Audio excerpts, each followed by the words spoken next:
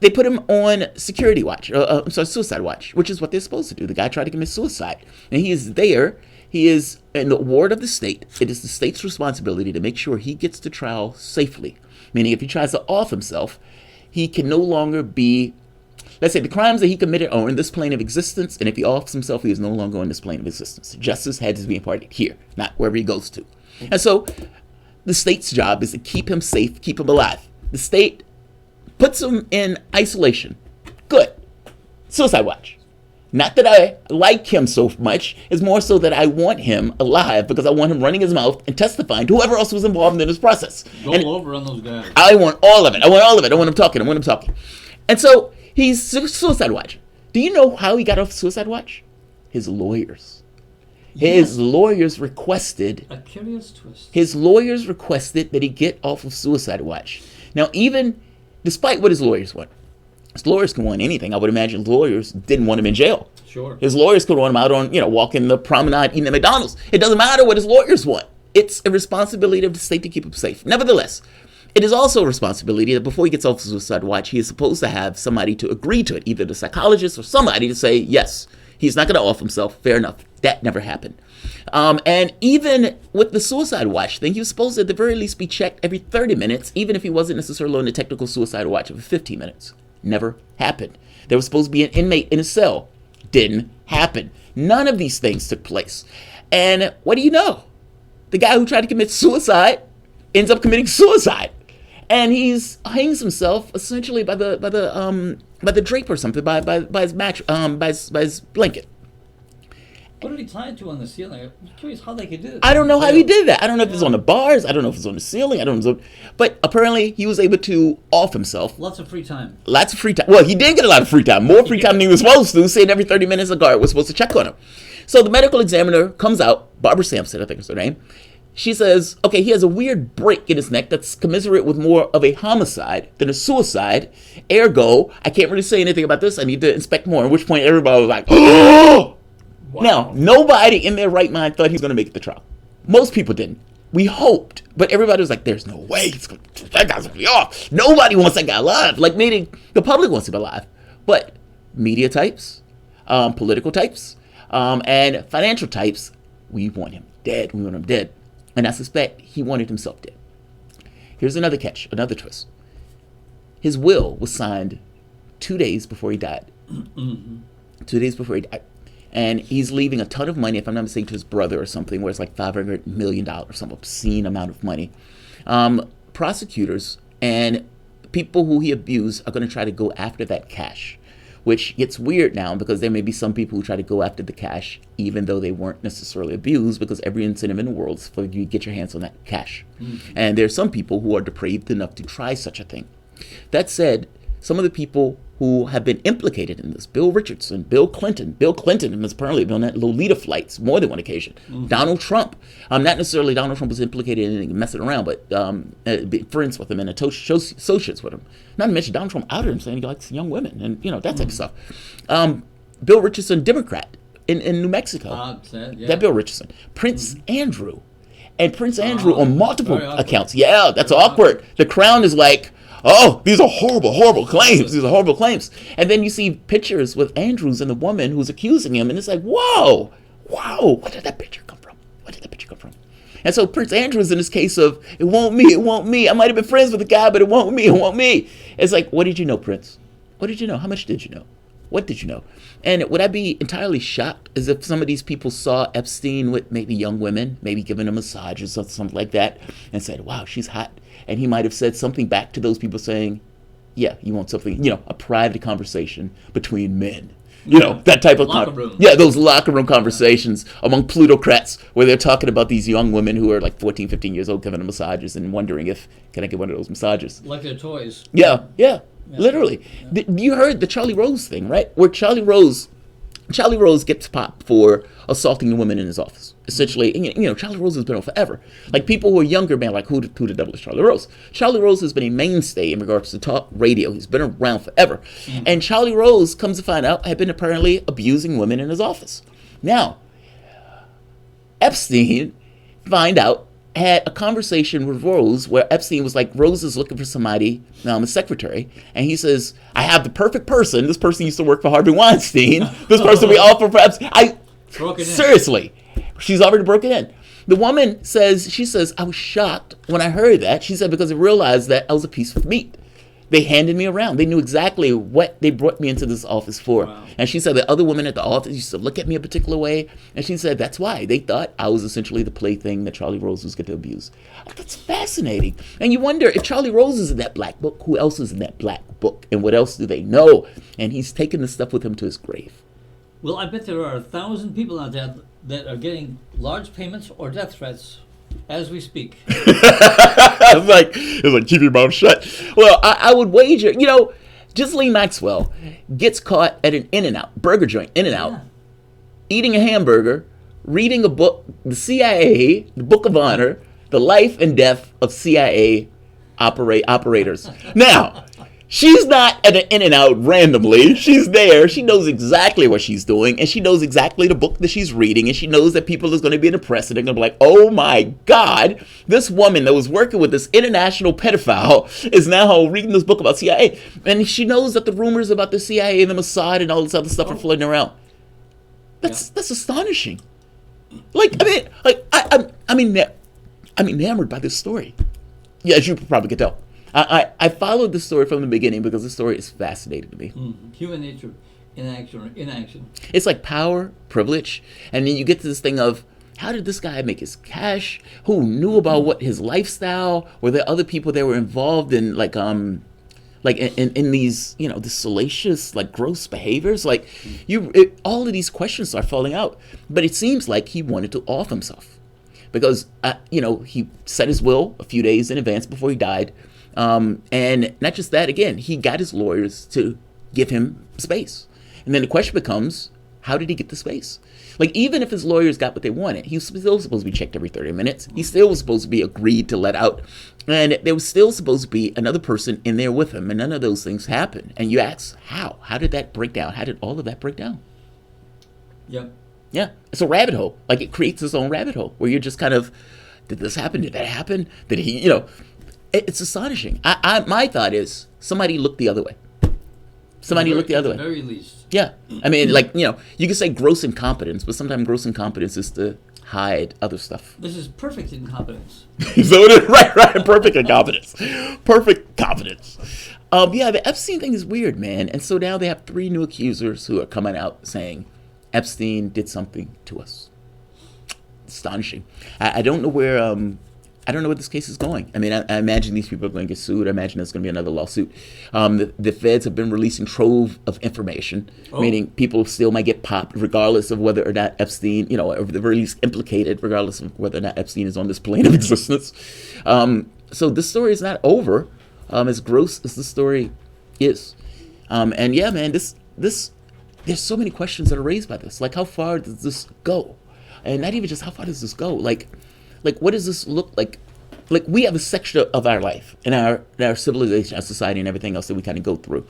But the rich are not like us.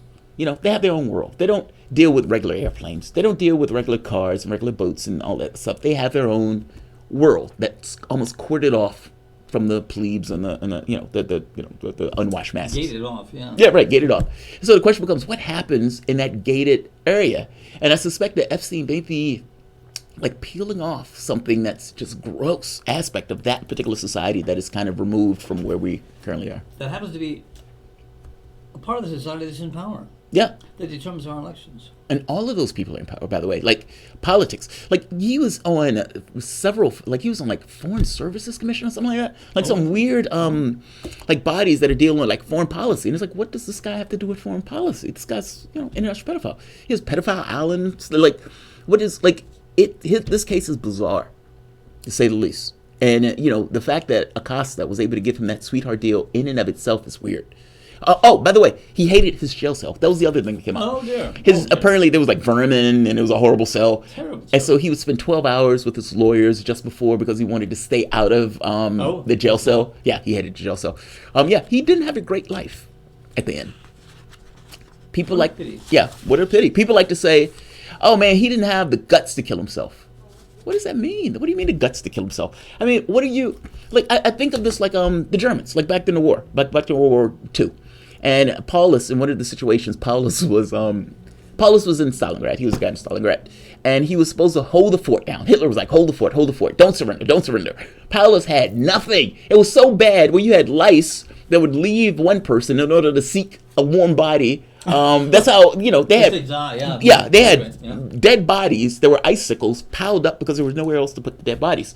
They had nothing. These guys were literally no food, no nothing. They were just there starving to death. No, barely. Right. Freezing and starving. And Hitler's like, hold the line. It can't be as bad as you're saying it is. Now, everybody's saying Hitler was wrong. The catch is, he needed to hold that line, because if he didn't hold that line, the other Germans would have been kept in a pocket and they would have crushed all of the other armies. So everybody kept saying Hitler's wrong, but whatever. Hitler gave Paulus a promotion at the end, because what he wanted Paulus to do was to shoot himself. Now, Germans who knew what they did to the Soviet Union, because that Holocaust wasn't just Jews, it was Poles, Ukrainians, Russians, Soviets, all of these guys who they were starving to death and putting in the death camps. Excuse me. He wanted him to shoot himself. And so he gave him a promotion. This thought being, no field marshal ever shot themselves. Paulus says, I am not shooting myself for, that expletive. And he surrendered. He gave himself up. But that's not easy, because everybody knew what was going to take place. Like, meaning those Germans who knew what they did on the Russian front, on the Soviet front, knew what those Soviets were going to do to him if they got their hands on him. And so this notion of suicide versus capitulation wasn't the easiest choice in the world, and suicide between the two was probably the better of the two options. If you're talking about bravery was to allow yourself to be taken prisoner by the Red Army. See what happens. Right, see what happens. I said the same thing for Epstein. You're stuck in a situation where, oh my God, there's all sorts of anal rape in prison. You have people who hate people who are pedophiles, like nobody's business. Like there's murderer, axe murderer, the guy who ate his mom, and then there's pedophiles. And so all of those guys who are above that like to crap on the guys who are pedophile, because think it's a pecking order. Yeah, pecking order. I might have buried all these bodies in my basement, but man, I'm never touching the kids. It's that type of stuff. And so I can now, in good faith, abuse this guy who's the low part of the totem pole. So it's not bravery to say I'm going to off myself because I don't necessarily know what's coming. And oftentimes the threat is worse than the actual thing. And I have a hard time believing that those guards were going to bend their backs to protect Epstein. Meaning whatever he was going to deal with in prison, he was going to have to deal with in prison. And I would imagine that is a terrifying experience. So between that, when you are a multi-millionaire, nearly a billionaire, have all sorts of contacts, have an island to yourself, a pedophile island all to yourself, and you have all of your needs met. Like, not just all of your needs met, you're considered as a powerful person and everything else. And for that, bam, on a whim. And the entire world has now seen, this guy's a pedophile. And this guy's now in prison, and every condemnatory finger is pointed at you, and you haven't even gotten to trial yet. Mm-hmm. And this is going to be going for a year. And the thought is, oh my God, do I really want to live through this? And so if between offing himself and enduring whatever is coming, I would imagine that enduring what's coming may be worse. I know this sounds weird, but people are like, oh, he doesn't have the stones to do it. You just said it because you don't like him and you believe that suicide is worse. That's assuming that suicide is worse. You have no idea what's coming up. I can't imagine with that reputation going into the prison, especially into the population. Yeah. You'd be praying for solitary confinement. Yeah, you would be. Taking no showers. Yeah, right, boy. He didn't take showers. He stopped taking showers. That was the other thing. He let himself go. There was he wasn't really taking showers and all this other stuff. It was like his last few days on Earth was not necessarily the greatest of situations. And I'll tell you this, I don't care. I wanted him alive. It was a responsibility of state keep him alive and to have him on that stand and to have him talking. And if you want to say, well, he had depraved mental capacity because of all the things that happened to him, so he couldn't make the choice and you need to make the choice for him to keep him alive, fair enough. I just want him alive. Yeah. I just want him alive. We'll never see justice for that. Yeah, that justice is no longer going to take place on this plane of existence. But, you never know. Maybe he was, a spook. Maybe he was part of the Mossad or the CIA, who knows? All I know is the man is a pedophile at this point. My first thought was, where's the body double? Somebody else said that too, because my wife and I got into this rabbit hole thing of How do you know he's dead? And it's like, oh, don't do that. Don't do that. It's like, how do you know he's dead? How do you know he's dead? That type of stuff. And it's like, do I know it's a flat fact? No. But do I want to go down that hole? Oh, that man. kind of money, I mean, you could do whatever you wanted to do. And obviously he could, or thought he could. And in fact, did for years. For whatever years. he wanted to do. Yeah. And even when he got caught, I mean, the thing with Acosta, I mean, most of that day, he wasn't in jail. And Acosta claimed that the state of Florida was going to treat him better than he did. Acosta's lying. Was going to let him go. Acosta's lying. Acosta's lying. Acosta's lying. See, keep in mind, this is the guy that Trump put in. Trump lies flagrantly. How you doing, Trump? Like, how's it going outside? Well, it's raining. It's like, Trump, it's not raining outside, dude. What are you talking about? He's like, he's a habitual liar. He's like, Fake media. yeah, fake media. It's like, these are the largest crowds on the planet. Don't believe your eyes. Yeah. Oh, by the way, talking about fake media. So, and this kind of goes into the next thing, and I'll use this as a segue into the next topic since we're using fake media. Support of WRWK is provided by Affordable Home Inspection with over 15 years of experience. Jeremy Rowan, owner and master of Affordable. Did I read that one? You did. I tell you, this is one I really like. Okay, let's do this one. Support for WRWK is provided by Thrifty Quaker, located in Midlothian Station Shopping Center at the corner of Midlothian Turnpike in Coalfield. Thrifty Quaker sells donated items to support the work of 12 varying, mostly local charities each year. The Thrifty Quaker to support the Carol Adams Foundation. This month, the Thrifty Quaker to support the Carol Adams Foundation, whose mission is to provide emergency assistance to women, men, and children who are victims of domestic violence. Information can be found at thriftyquaker.com. Also, guys, I want you to give a heads up. This is WRWKLP 93.9 FM Community Radio. Woo-woo. Yeah, woo-woo. We are currently trying to grow and expand this channel, and we're trying to do this by getting underwriters to support this content. It's not just my channel. There are all sorts of channels where you have all sorts of brilliant, bubbling, Brilliant and bubbly. personalities. Yes. Who give you news, information, opinion, and sometimes just feel-good stories that you may not necessarily get on other radio stations, essentially talk radio. So if you would like to underwrite this content, feel free to inquire at WRWKLP 93.9 FM. So we mentioned, or the subject came up about Trump and fake news. Fake news, fake news. Trump came out screaming fake news, and the media hates that. They bristle at that. Here's the catch. Does he have a point? Now, not about him. Trump lies continuously. But I've stated before that I think this Russia stuff is nonsense. And when 3 years is spent screaming that Donald Trump is taking orders from Vladimir Putin, despite what comes up. Meaning, Trump pulls out of the INF missile treaties. Oh, that doesn't really come up on mainstream media because he's working with the Russians, and if he's doing it, it's just a ploy. Trump starts to put weapons in space. Oh, nobody really cares about that. I mean, missing the point that the reason why we have missile treaties and the reason why we don't put weapons in space, because the moment that you do something as a nation, I have to also do it. If the United States put missiles in space, what is China, what is Russia, what is India going to do? They have to put weapons in space. Otherwise, you're going to have a situation where one country is going to be able to dominate a particular region, and domination of space is the end of it all.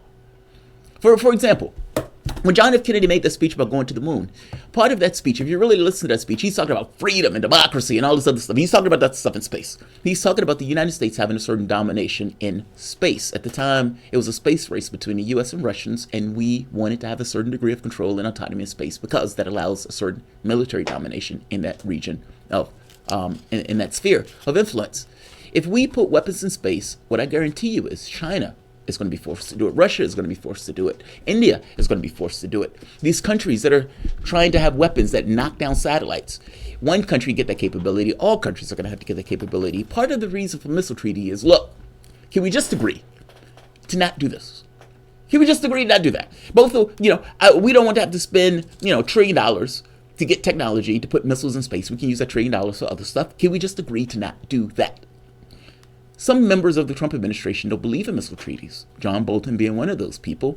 His thinking is, why should the United States, who has an economic and militaristic domination, give up that to any iota by agreeing to cut down on the number of missiles and so forth? And so, for the most part, Bolton is against those things. Trump has been pulling out of missile treaties. Now, if you ever listen to Russia media and you look at Vladimir Putin has said on more than one occasion, this is not a joke, this is not a game, you guys are taking provocative actions. Whether that's threatening Iran and the aggression towards Iran. Again, Iran is an associate of Russia in this case, was the threats to Venezuela and trying to topple that government. Trump has been trying to topple two governments, both of which are close allies of Russia. And the media doesn't look at that and say, well, wait a minute, doesn't this any way contradict our narrative? They don't do that. They just say Trump is working with the Russians, and the context goes out the window. Mueller comes out and says, we can't make a connection between Trump and Russia. The media takes 1 second on that point and then jumps to, okay, yeah. But was there any obstruction of justice? And imagine what we're talking about, obstruction of justice. You're talking about obstruction of something that Mueller just said didn't take place. And nevertheless, that's what they ran with. So for 2 and 3 years, they've breathlessly told us that Donald Trump is working with the Ruskies. He's working with Putin. TYT went so far as to say Vladimir Putin is literally telling Trump what to do and what to say in his foreign policy. It was nonsense. It was nonsense. For 3 years. Nonsense. A conspiracy theory. Weapons of mass destruction was a conspiracy theory. Did the media ever come back and say our bad? Does the media ever come back and say our bad when it gets something monstrously, entirely, completely, devastatingly wrong? Wrong. As an absolute wrong. And so when Trump comes out and says fake news, the issue of saying fake news, it burns because to some degree you guys have been putting out fake news. It doesn't mean that Trump is not a habitual liar. He is a habitual liar. By the same token, you hurt your own credibility when it seems like stories that are being done with this notion of non-reality. Non-reality. Watching Rachel Maddow cry was the funniest thing in the world when Mueller came back and said it wasn't it. Did it stop her from continuously digging that ditch? No, it did not. No, it did not. Bernie Sanders has come out and said the media is not treating me fairly. He said the media is being unfair to me. The media is being wrong to me. It seems like they're biased. Now, here's the catch. I've made this argument before, but the media that you're seeing is not entirely from the person who's giving you the story. When you see somebody, a talking head on television, that person is being paid millions and millions and millions of dollars. They're being paid by billionaires to give you a narrative in the news. And by the way, the fact that they're millionaires to some degree means that they're somewhat separate and distinct from the life that you typically live. It is impossible for them to fully understand your reality in the sense because they don't live your reality. The pressures, the perpetual vulnerability that most of us, that the 99% of us endure, that's not necessarily something they endure. So the stories that they talk about, the things that gain their interest are things that oftentimes are off the reservation in regards to what the American public is interested in. There's a reason for that. They're telling you about their own interests. They're telling you about the milieu around D.C., around Washington, just the things that the talking heads talk about, not necessarily something that hits you flesh to bone. Sanders said they're being unfair to my campaign. Why are they being unfair to his campaign? Because the things that Sanders are talking about, healthcare, insurance, college, education, ensuring that Social Security gets expanded so when people get older, they don't necessarily have to retire into this perpetual vulnerability or even worse, not retire at all and end up in a situation where they're working a full-time job, not getting paid a wage that they can live off, and still have a parent or somebody else that they have to take care of.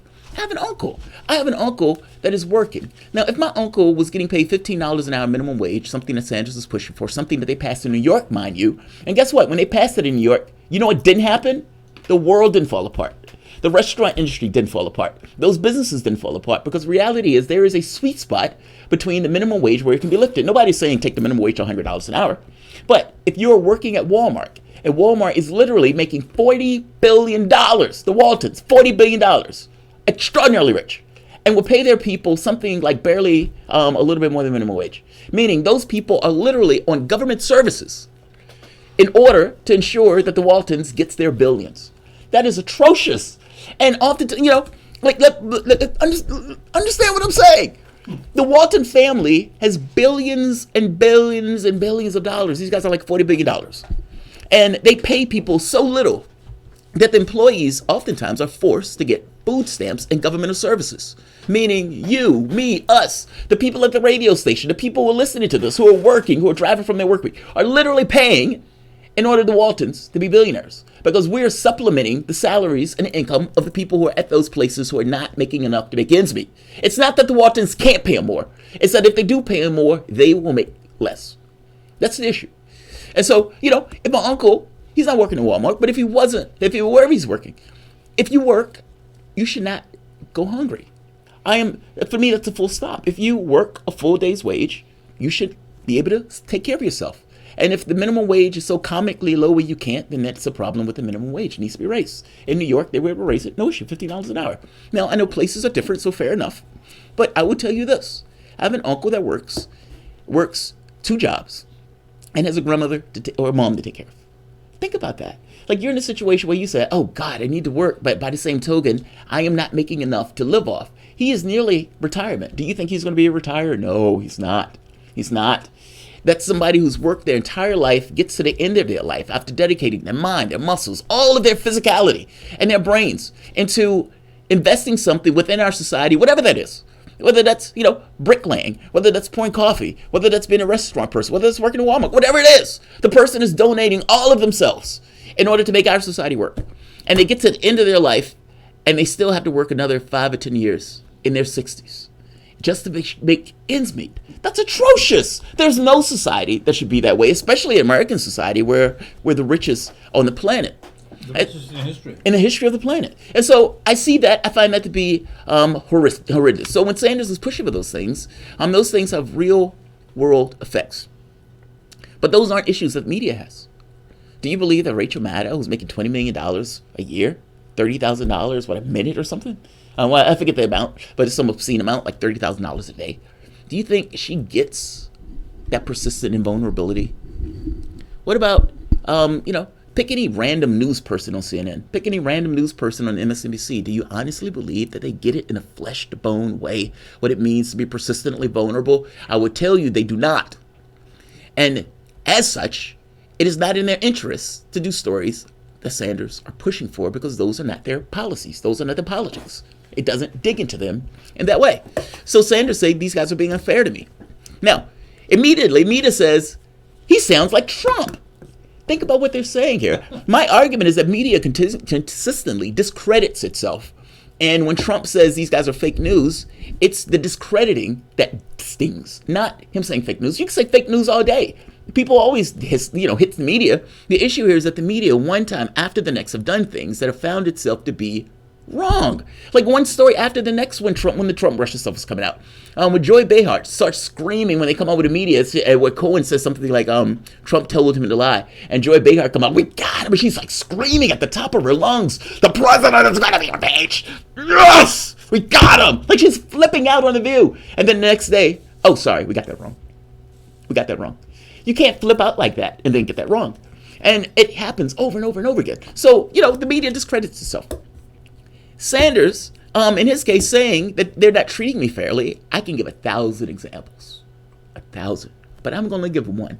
Because this one is so atrocious that it makes exactly what we mean. And it's not just this, it's more than one occasion. The woman on MSNBC saying Sanders makes her skin crawl and saying that he's anti-woman. Do you realize the majority of his support is coming from non-white women?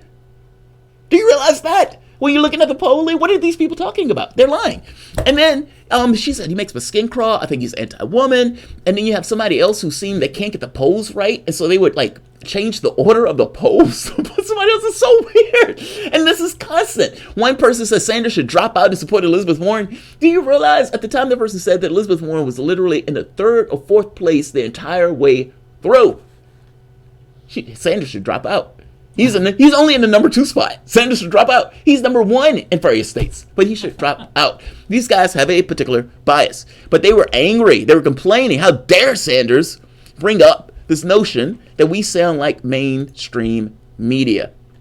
So I was like, all right, fair enough.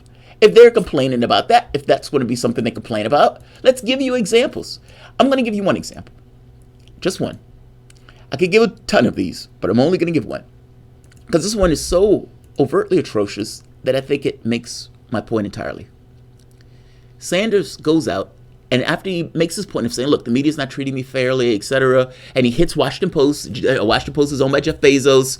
I attacked Jeff Bezos relentlessly. And because I attacked Jeff Bezos, is it possible that the people who are at the Washington Post, who Jeff Bezos owns the Washington Post, is it possible, to any degree that's possible, that part of the reason they hate me so much and they give me so much unfair coverage is because I hit Bezos?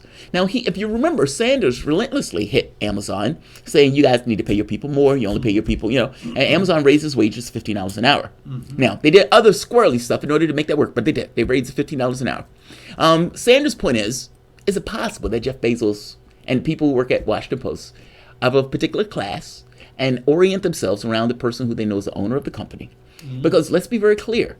Washington Post wrote 16 negative articles about Bernie Sanders in 16 hours.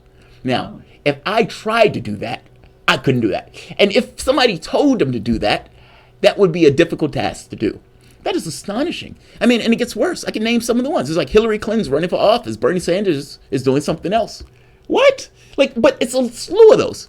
But MSNBC and many of the other CNN says he sounds like Trump. Again, further discrediting me. The guy who's saying, I want to give Medicare for all, I want to ensure Social Security gets expanded, and I want to make sure everybody can go to school. That guy sounds like the guy who's trying to do the opposite of all that.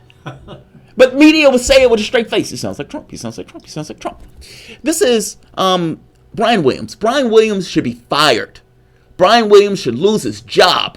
Brian Williams, liar, flagrant liar, habitual liar, Brian Williams, who lost his other job because he lied relentlessly. If you remember, Brian Williams was the guy who said, I was on the airplane when they shot it. We got hit by a rocket-propelled grenade. That never happened. Brian Williams is the guy who said, I was at the Berlin Wall when it fell. Never happened. I met the Pope. Never happened. Brian Williams is a flagrant liar. MSNBC allows him to be on their airwaves, so it gives you this notion of how much MSNBC cares about reality that's going on the airwaves. This is Williams after Sanders kind of was complaining about the unfair coverage. These guys are now, he's asking the various people on the show. Now, you guys can't see this, but in order to kind of, get across whether or not Bernie Sanders is, just making stuff up with conspiracy theory, he brings people onto the set.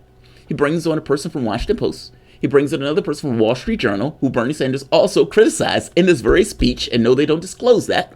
And yes, he was the person from the Washington Post, again, the people who Bernie Sanders was criticizing, and he brings on somebody else. I want you to notice something else that takes place here. This is Brian Williams, the guy who I'm saying should be fired from his job. Listen to what happens here. From the political Twitter site called the Horse Whisperer. Okay, since this is trending, here's my Bernie story. The year was 2016, and Bernie was already long eliminated from contention. An actual Democrat would have stopped torpedoing the nominee and worked to defeat Trump, but Bernie had books to sell. The end.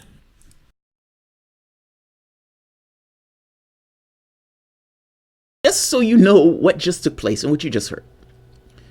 In a story that has to do with Bernie Sanders complaining about not getting fair media coverage. That's the story. Now, this story is ludicrous on its face right off the bat because Sanders is right. The media coverage, it has been unfair. And I can prove it. I've given voluminous cases, but take my word for the moment. In a story that has already ludicrous on its face, that Bernie Sanders is complaining about not getting fair media coverage and that he sounds a bit like Trump. And for that story, they're now going to say that, okay, Bernie Sanders is crazy. In order to make that case, though, they bring on somebody from the Washington Post, and they bring on somebody from the Wall Street Journal. Again, Bernie Sanders has criticized both, so this is completely fair and balanced. And then he reads a tweet, random tweet. The tweet that he read was a My Bernie story, where he was saying Bernie Sanders was long eliminated for the contention and an active Democrat would have left. That, on its face, is ludicrous, meaning the tweet itself is lying, and I've shown the video from Rachel Maddow where she said Rachel Maddow was on, Sanders was on fire. Sanders went to places that Clinton didn't even go to, Wisconsin, for example. But think about what just took place. He's on the air, Brian Williams. He invites two people on, both of which were from these, Wall Street Journal, Washington Post, both of which were being criticized by Sanders. And he reads a tweet, anonymous tweet, that has nothing to do with the entire story. That tweet has nothing to do with anything. My Bernie story, he just wanted to add that. The hashtag My Bernie story was trending that day. Agenda, to put it mildly. The My Bernie story was trending. The My Bernie story was people saying, this is why I'm supporting Sanders. And, people had put the hashtag and everything else. Brian Williams just wanted to add that in. Anonymous. A random anonymous tweet that has nothing to do with the story that's taking place. Brian Williams decided to just throw that in. You know who that anonymous tweet is from? Because he's not anonymous anymore. A person who's an independent marketer that works with drug companies, multinational corporations, like what is it, Squid? Yeah, like oil, gas, medical companies, insurance companies, all this other stuff. And then he freaks out like, "How dare you dox me?" You were an anonymous tweet where you were slashing at Sanders from the shadows, angry and pissed off. And so it's like, come on. My point is, this fair and balanced coverage had 3 people on, all of which were part of the organization itself, meaning all of them had a dog in the hunt. And not just a dog in a hunt from the standpoint of drug, like oil and gas, drug companies and everything else, and the organizations and media companies were being criticized by Sanders. All of this took place.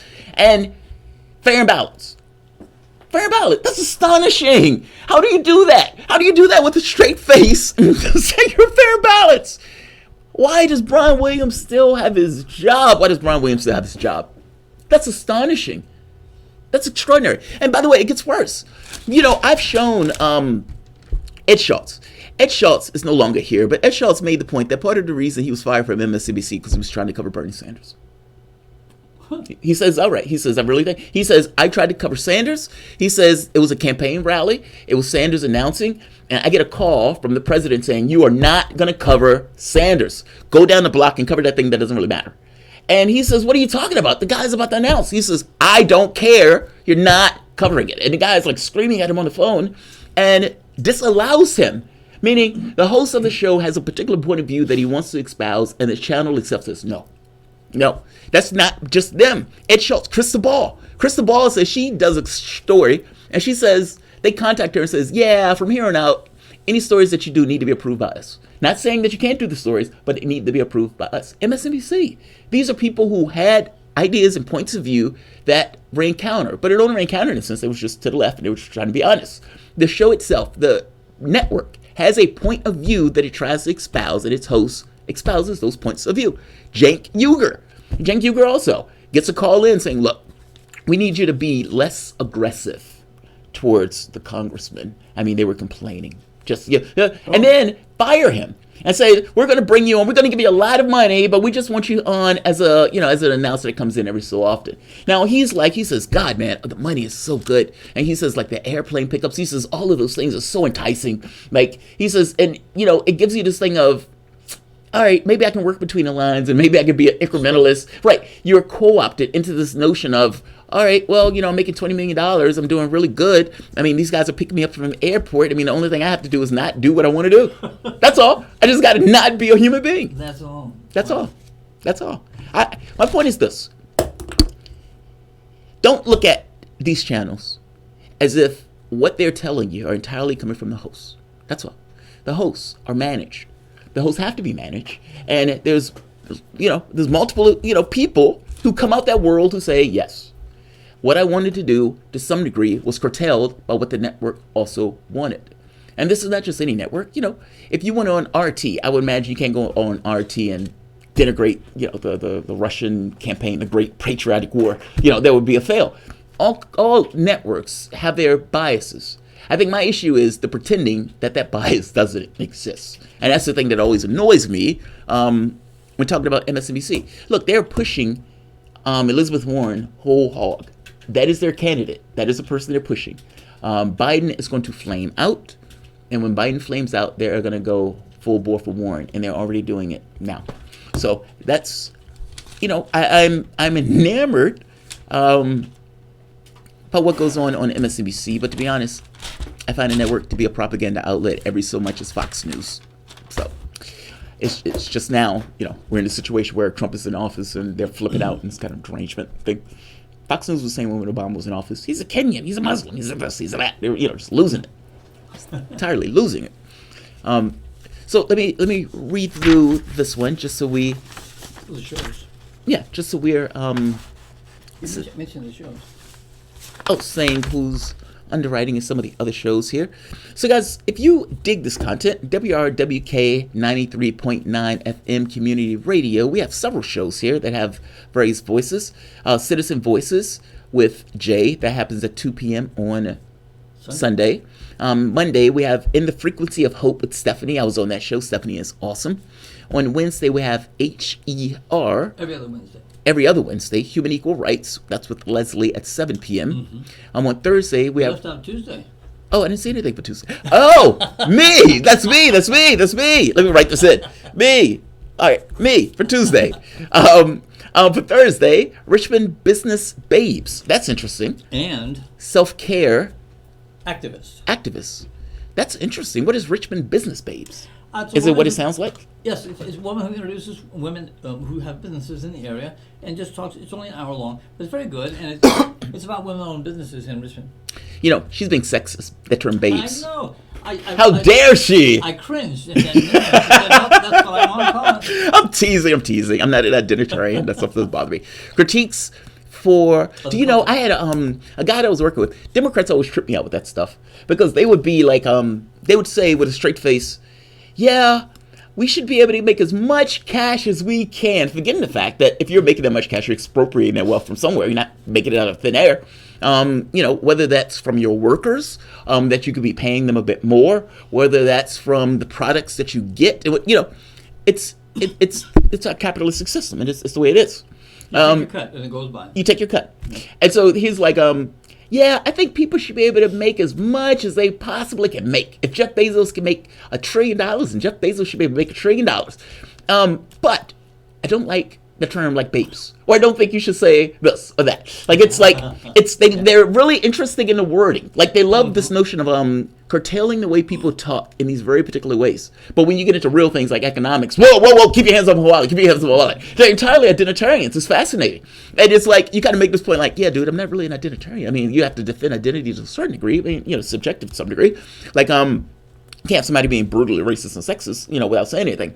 By the same token, there are some things that are extraordinarily subjective, that between matters of economics, where I can ensure that we have enough cash to pay for healthcare, enough cash to pay for Social Security expansions, enough cash to pay for public services, that means that you may not make $1 trillion.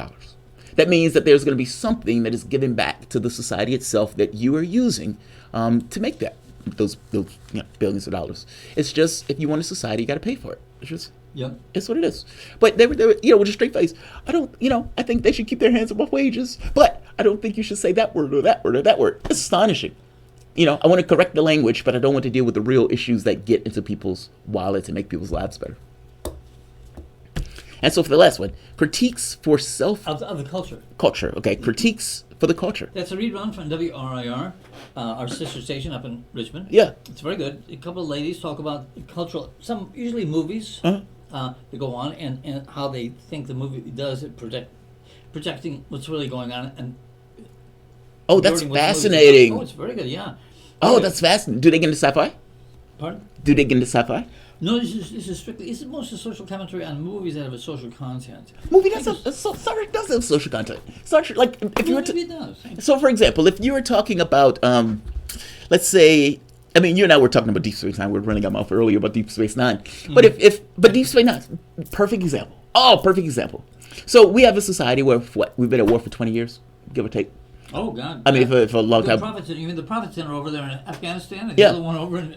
Yeah, right. Yes. I mean, we're literally in, I think it was like 70% of the world is occupied by U.S. military in some way, either a military base or a military presence. Something like that. It's some obscene amount of the world, like the countries.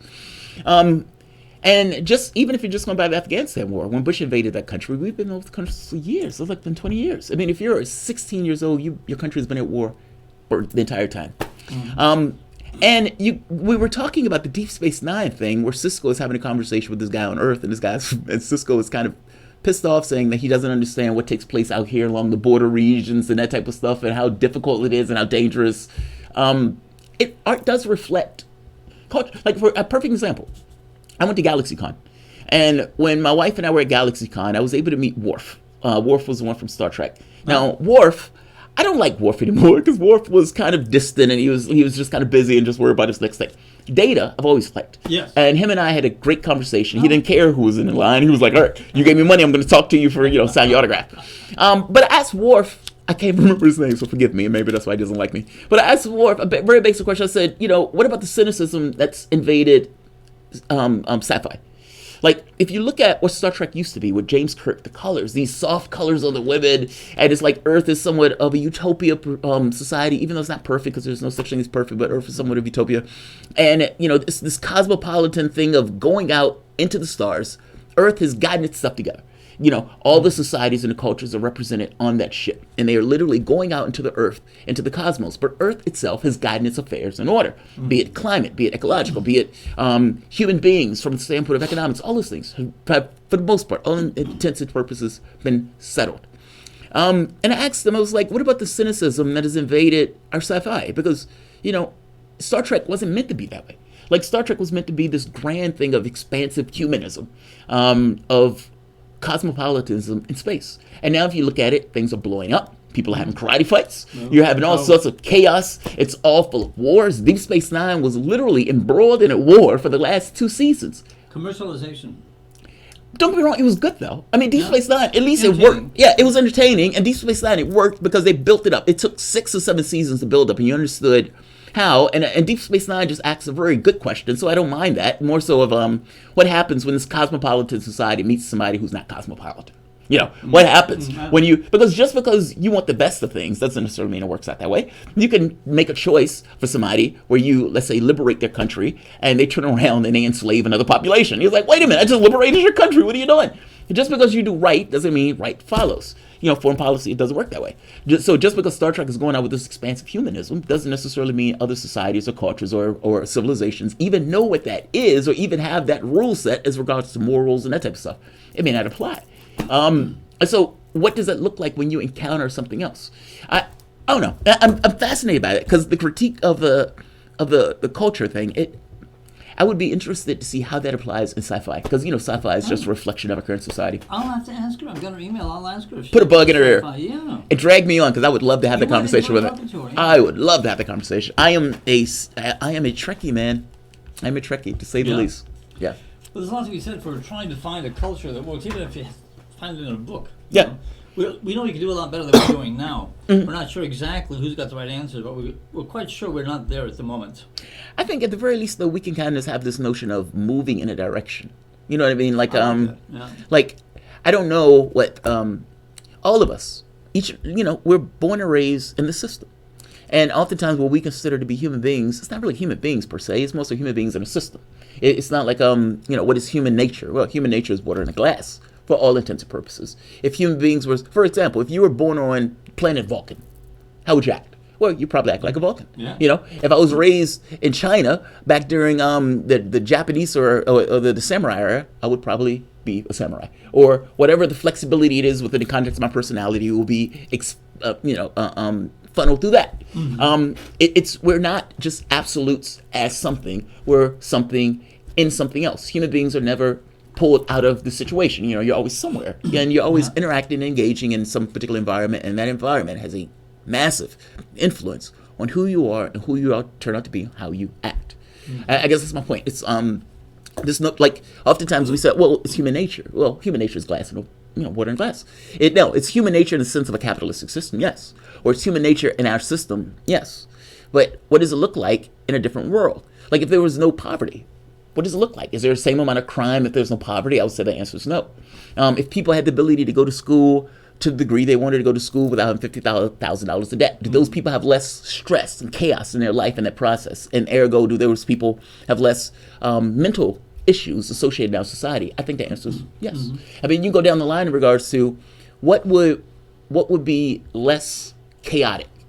Not necessarily that you have an endpoint, because I have no idea what the endpoint looks like. No, you'll never really reach it. It's a matter of getting the process right. Yeah, right. So keep as much as you can while you're going forward. Moving in a direction. Yeah. I mean, and from my standpoint, I would say everybody should have healthcare. And I don't think there's any negative from that outside of maybe a negative in the sense, okay, well, how do you pay for it? How do you cover it? How do you make sure this works? That type of stuff. I think it's a fallacy of pretending that a market is going to give you an ideal society, and it doesn't. Yeah, it's nonsense. The market gives you a market. And then if you start tweaking the market, all bets are off because you no longer have a market. Yeah. When you take favorites, right now we're playing favorites with the fossil fuel industry. Dominion is a good example. They've stopped solar in the state, held it down to less than 1%. It would have taken over the state by now. We would all have better jobs. We're using less power, but Dominion wouldn't be making as much money. And this is sad because they're the principal, the only monopoly for power in this whole state area, Yeah. the whole East Coast, and they're able to control the policy because of politicians. I won't call them corrupt, but I'll call them friendly to business rather than friendly to the actual citizens. Well, you won't call them corrupt. I will. All right. And if you want, I mean, call it what it is. I mean, I say that to say you have scientists have said you have 12 years left to get your house in order. And in saying you have 12 years left to get your house in order, you would think that after hearing that, people would be like, okay, we need to do something about this. This is somewhat of a big deal.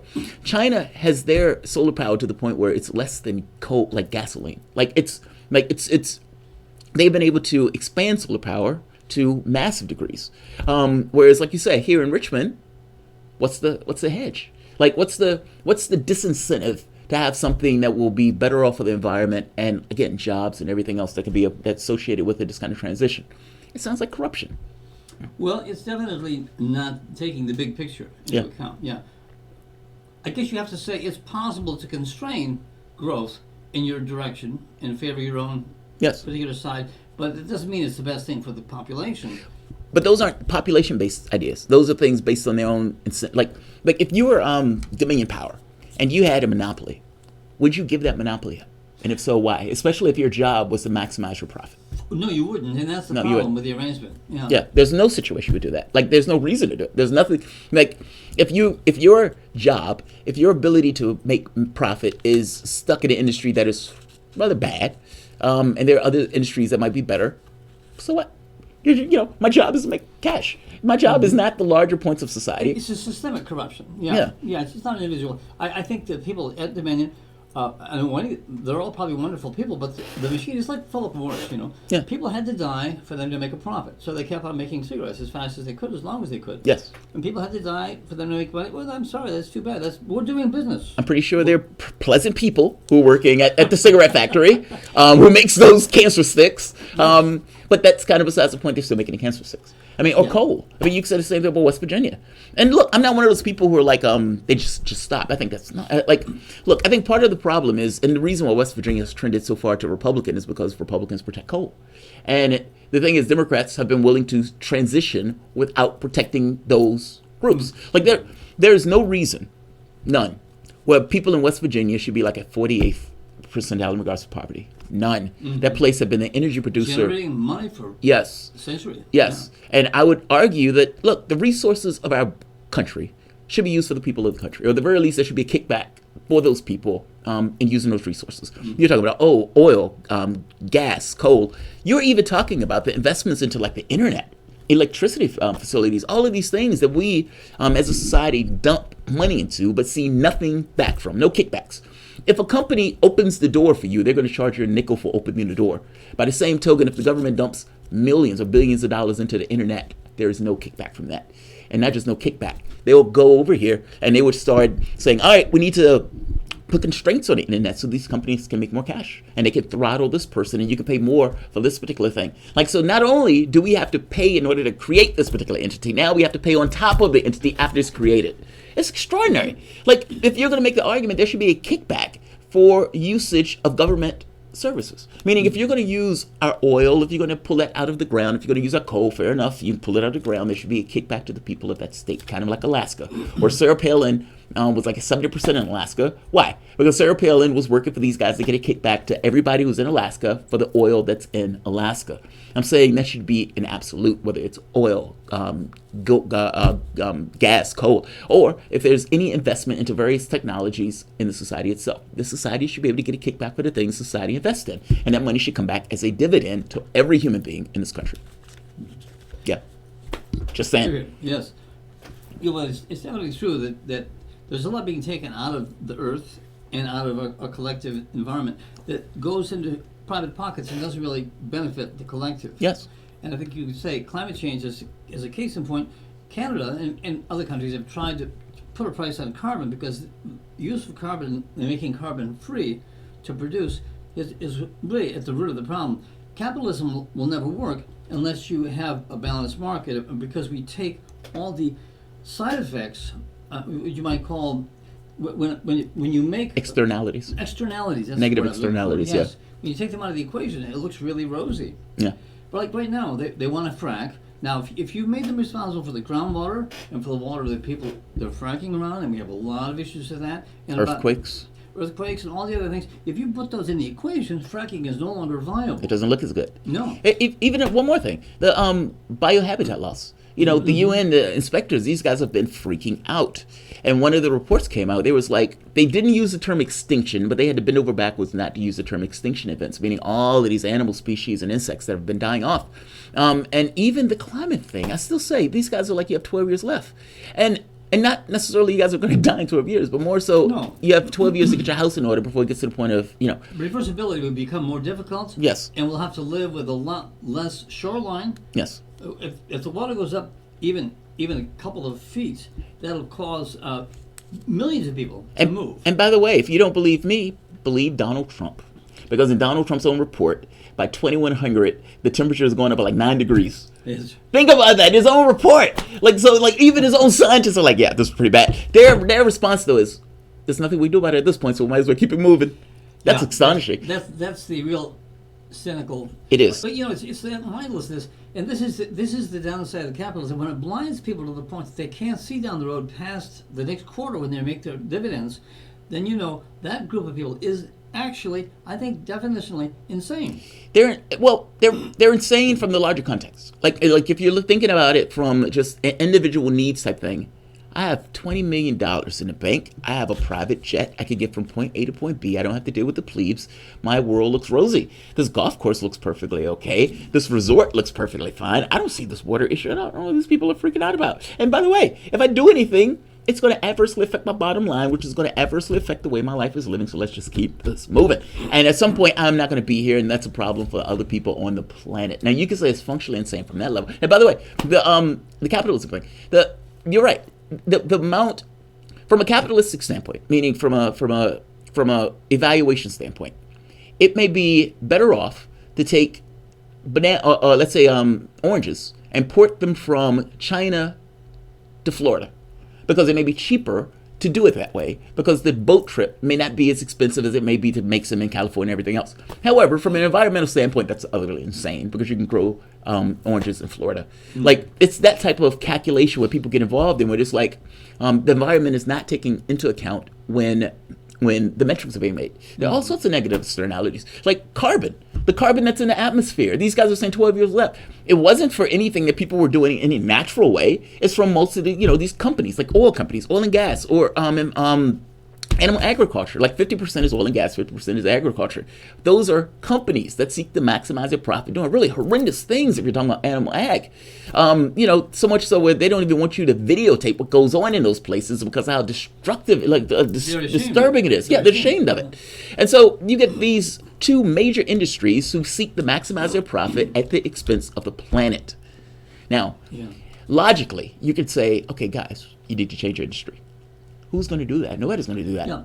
And oil and gas will fight tooth and nail to stop you from doing either solar or some other industry that will adversely affect its own industry, missing the point that it does destroy the planet. It reminds me of the popular idea of a zombie is somebody in power who takes what would be considered, they act outside of any interest in life. They've totally subsumed life to their own interest. And I don't know, in a society that's based on human beings, I mean, we're not based on money in the bank, we're based on people and generating capital, and it seemed like it's a real stretch to say that my income trumps all of the world's needs. That's astonishing, right? Think about that for a moment. But that is the rule. I mean, the billionaire would step over, or the millionaire would step over the homeless person. Jeffrey Epstein is a good case in point. Yeah. He has, I don't know, $1 billion. And what does he do? He seeks out little girls to molest. Yeah. I mean, this guy, I don't know what book he read or what nation he was a part of, but he totally missed that there was anybody in the world besides him. He just totally missed it. And I feel that anybody who says, I'll take another $1 million, if I have to screw 50 million people to get it, that's fine. That's business. I'm doing my job. Well, from it, they say, we earned it. That's what they'll say. I earned it. I did nothing wrong. I did nothing wrong. The system itself kind of warps people into this notion that It doesn't matter how you earn it, as long as you earn it. And it's like, well, wait a minute. I mean, you realize that's more of a systemic thing. I mean, when you look outside the system, you kind of ask whether or not 95% of the wealth should go to the top 1%. Like whether or not the individual person earns it or not. When you look at it from that sense, you say, well, wait a minute, 3 people have 50% of the wealth in the country? That's insane. And even if they did, quote unquote, earn it, what about a system that has allowed something like that to take place? Well, I guess, my thing would be, does it work? Well, it depends on what you mean by work. It works to make people rich.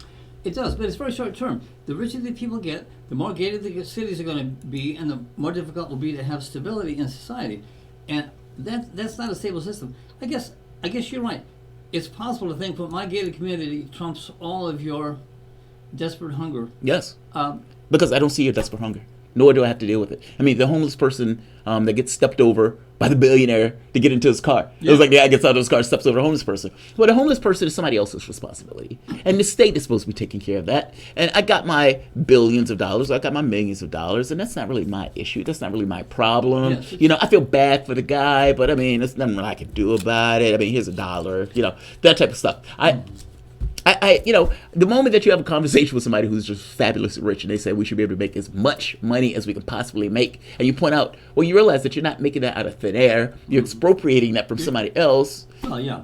You're not really earning it. You're taking it through a legal process. Yes, through legal processes. And you pass the laws, so it's okay. Yeah, we're right. People like you help people like that. And it's not, and I don't begrudge anybody for working and earning and all this stuff. Fair enough. My only issue is, there's a social contract of sorts. And in the context of the social contract, there are things that are required in order to keep our society up and running and moving and people healthy and everything else. And this notion of the rich just taking it from roughshod is nonsense to me. That doesn't flatter me. You can have your millions providing that people have health care, providing people can go to school. And those people aren't going to care about your millions if they have those things that allow society to exist as is. And that's not our current society. You could look at many places. I'm thinking of the opioid crisis as well. It's a case